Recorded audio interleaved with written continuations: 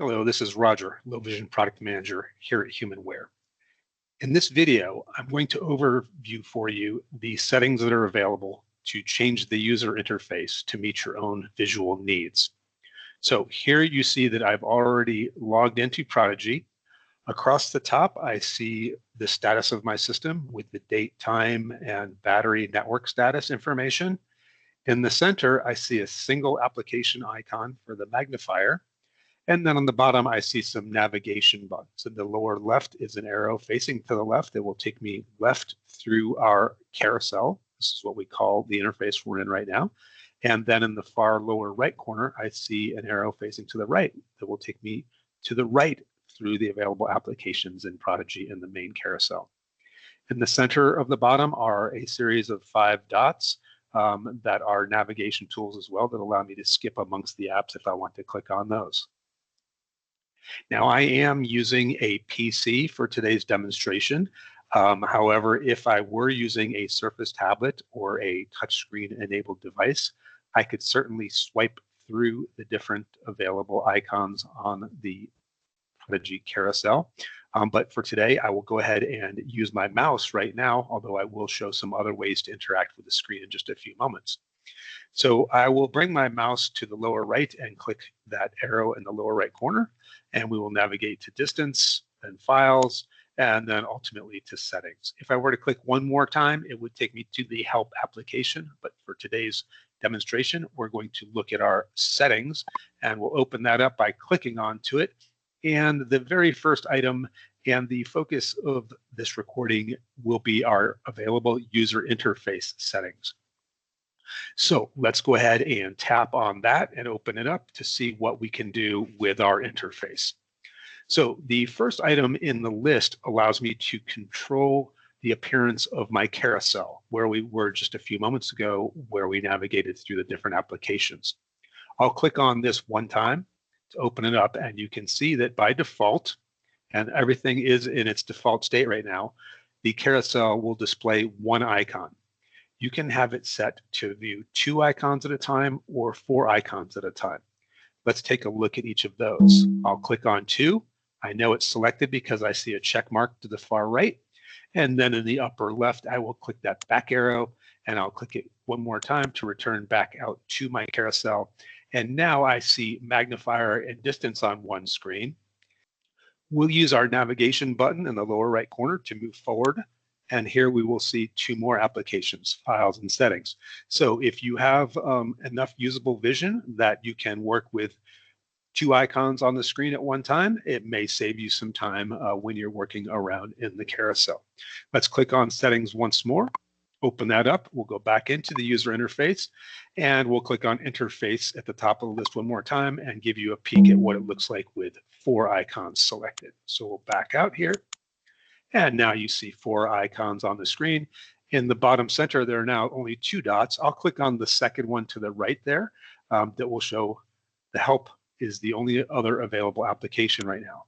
Over time, as we add additional applications to Prodigy, this will become more and more important, and you will have more to navigate in the interface. So let's leave it on 4 for the time being, and I will click on settings again. And let's take a look back in user interface.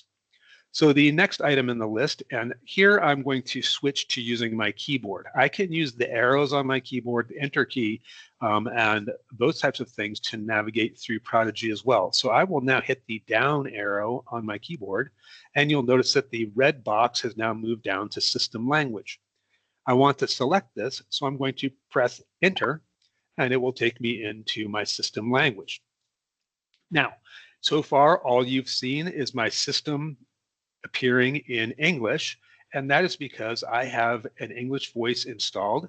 It's Darius, United States English. I can tell that he's my active system language because of the check mark that I see to the right of his name. Below him, you can see other languages that I've installed. You may have only installed 1 when you started up with Prodigy, but you can have up to 4 at any given time. So you see that I have a Karen as an English voice, United States. I have Louise, who is a French Canadian voice.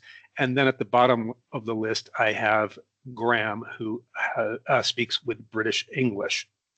So just to give you a sense of how I can change the system language, I'll click on Luis down here, and you'll see at the top of the screen that I now have a French presentation of my interface. To take it one step further for you, allow me to click the arrow in the upper left and return back one unit. And now you can see that everything in the user interface is presented in French. Let's click on the system language once more and return back to English again, since this presentation is being done primarily in English. And what I want to show you now is how to remove a voice or add a voice. So let's go ahead and scroll down to the bottom here, and this is where you can see configuration is the bottom item on the screen.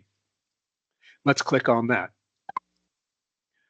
This will open up, and there's some information here that's really important. You can see selected voices, 4 of 4. This tells me that I have installed 4 voices and that I have reached the limit that I am allowed with Prodigi. I can see English in parentheses there, 3. I have 3 English voices installed. And as you may recall, we have Luis, who's that Canadian French voice, French-Canadian voice. So let's go ahead and remove an English voice. I'll click on English here. And here you can see the 3 different voices that are installed, indicated by check marks to the right. Let's remove Karen from the system. Now notice the check mark disappeared. This change is not fully implemented yet, but she is deselected, which means when we're all done, she will be removed from the system. You'll notice that my count of voices as I hit that back arrow to return to the configuration screen is now at 3 of 4. So we are going to be removing her, and that will leave me with an available voice to install. Let's say that I needed to add a German voice. I will scroll down. I'm using the wheel on my mouse right now, but to the right, there's also arrows and a drawbar that I could use to pull down, whichever is most convenient for me.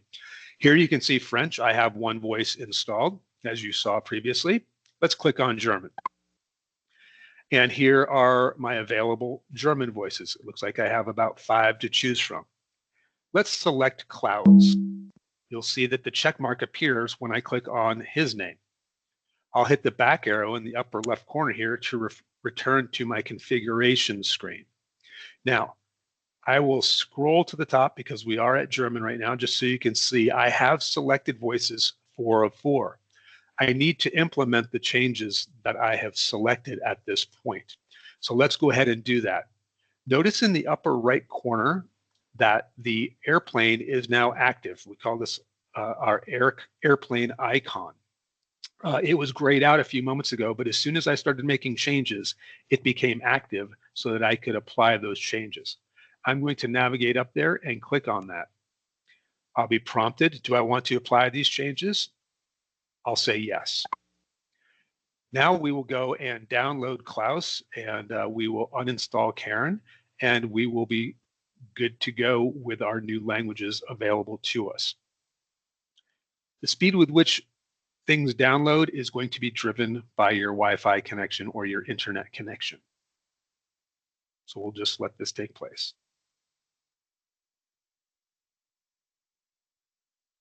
And we see that our voice update is completed. Let's tap OK. And now we're back to our system language screen. Again, I still have Darius selected as my voice, so we're still seeing a system language of English. Quickly tap on Klaus down here, and you will see that your system language will immediately change to being a German voice throughout the system at this point. This will apply and be important in a few more settings that we're going to take a look at in a few moments. Let's return to Darius' English voice so that the system presents in English for the remainder of our presentation. So that's a little bit about how to add, remove, and update your system languages. We'll tap the back arrow in the upper left corner to return back. And the next option as we come down our list is colors. Presently, as you look at our interface here, we are seeing all of our colors in black text on a white background. Let's tap on that. And this will open a screen that shows me a plethora of color options that I can select from. I'll use the draw down to the right just to scroll quickly through, but you can see that we have black on blue, black on purple, greens, yellows, blues, even into some red combinations. So what you can test these out to figure out what works best for you. But I'll just click on the first one there, and you'll see that now my interface has inverted to a white on black setup. I'll click on one more just so you can see. Let's take a look at gray on black. It's a very light change, but if you are sensitive to that white, that light gray may be useful to you. We'll go back to white on black here again. I know that that's what I have selected because of the check mark again. And I will show you the effect that this has further into our interface now. In the upper left, let's back out of here, and we will continue to back out now all the way to our carousel. And you can see that that white on black has been applied all the way out into our carousel. So it runs throughout the user interface when you select a different color schema. I will tap on settings again and come back into my user interface. So that's a little bit about how the colors work. I'm going to leave my colors set to white on black for the remainder of our presentation here. And let's take a look at what's next, the locator color. As you've seen when I've selected different items or navigated through the system, the box has shown up in red. Maybe red's not a good color for you. Certainly, if you have color blindness, this would not be the color that you would want to choose. So we have other options to choose from. There is cyan. You'll notice it immediately takes effect here. I know the color I've chosen by that check again. And so now I have a blue locator color. So you choose what works best for you. I like a nice royal blue, so that's what I'm going to go to and leave that set as my color now. Using my tab key now, I can tab through my interface. You'll see it's tabbing through different buttons here. So this is a little extra navigation tool. And now I see that blue circle around my arrow in the upper left corner. So I'm going to press enter. Again, I can navigate using my keyboard. Coming down, we have a screen brightness setting. Tap on that. And here you can tap the arrows up and down to adjust the brightness of your screen to whatever you like it to be. And then you can hit the back arrow to return out of those settings. And then we have a button banner option at the very end of our list. I'll tap my down arrow to move to that and hit enter. And you can see that it's automatically there. I can have it hidden, and I'll show you where this applies in just a moment. But let's select always so you can see what the effect is. And that now what I'll do is back out of this button banner option of my user interfaces. I'll hit that back arrow once more and one more time. And at this point now, I'm going to go ahead and open up my magnifier so you can see the effect that that toolbar setting has when I'm using my magnifier. Okay, so let's click on our magnifier application and open that up. And you'll see that my HoverCam Solo 8 Plus has turned on. And at the bottom, you can see that toolbar across the screen. So right now I see the blue circle that I selected a moment ago. If I tap the arrow keys on my keyboard, you can see that I can navigate through these. So I can go to my plus sign and hit enter a couple of times to zoom in, or I can use my arrow key back to the left to come to my zoom out and tap that. So basically the setting that we just chose for the toolbar was always. This means that the toolbar across the bottom will be there constantly at all times. The other options allow it to hide and come up and down over time. You will see a little tab down there that you can tap on to bring it up if it's hidden, or you can have it to automatically be there and then drop down. So I would recommend going ahead and playing with those settings to find out what works for you. Let's back out of our magnifier to the main carousel again. So this has been a thorough walkthrough of the user interface settings that are available in Prodigi. I hope that you found this to be useful to you. Feel free to go in and explore these to your heart's content. I will give you a little tip here. Clicking on settings again, if I come down to system, if I've played with all of the settings and I find that I am got them all out of order and not sure what I want them to be, at the bottom of the list in system is a restore default settings. So I'll click on that and be prompted. I'll say yes. It's going to bring back all of my default settings And you'll see that now it's cleared up my main carousel back to a single icon. It is in full color. It has wiped out all of the settings changes that I've made there. So you should have no fear about going in and testing the user interface settings, because there is that fail-safe that you can always reset back to how Prodigi was when it was first installed. Thanks for watching this video. Hope it was useful to you. Please find the feedback link in the description of this video and tell us how we're doing. It's the only way we can continue to improve Prodigi and our other products and services to meet your low vision needs. Thanks once again.